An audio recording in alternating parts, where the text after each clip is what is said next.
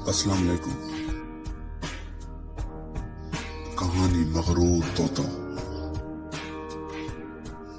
ये गर्मियों का एक खुशगवार दिन था।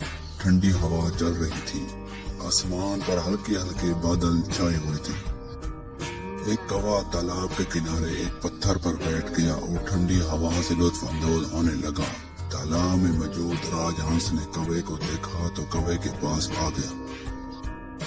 उसने सलाम दुआ के बाद पूछा कि तुम आज खोए खोए से लग रहे हो। कौवे ने उदासी से कहा कि मेरा रंग इतना काला है और मेरी आवाज भी बहुत बुरी है। हर कोई मुझसे नफरत करता है। राजहंस ने कौवे को समझाया कि सीरत सूरत से ज्यादा अहम है। राजहंस ने कौवे को आसान तरीके से समझाने का फैसला किया। उसने कौवे को कहानी सुनाना शुरू की। एक जंगल में कहीं से तोता आ गया।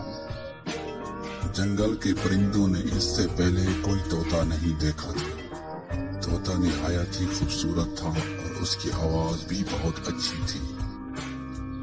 तमाम परिंदे तोते के साथ बैठा करते थे और खुशी महसूस करते थे। नतीजा ये हुआ कि तोता मगरूर हो गया।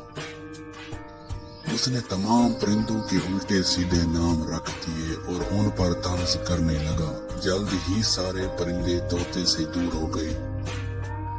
क्योंकि जंगल में एक हुदहुद आया था। वो खूबसूरत होने के साथ साथ खूबसूरत भी था। वो दूसरे परिंदों की मदद करके खुशी महसूस करता था। आहिस्ता आहिस्ता तमाम परिंदे तोते से दूर हो गए और हुदहुद से दोस्ती कर ली। इसी वक्त गोशी खरगोश लकड़ियां लेकर जाता हुआ नजर आया। कौवे ने कहा, गोशी भाई कहाँ जा रहे हो? गोशी ने कहा, छत की मरम्मत करनी है। कौवा गोशी की मदद करने उसके साथ चला गया। कौवे को खुश देखकर राजहंस भी इत्मीनान महसूस कर रहा था।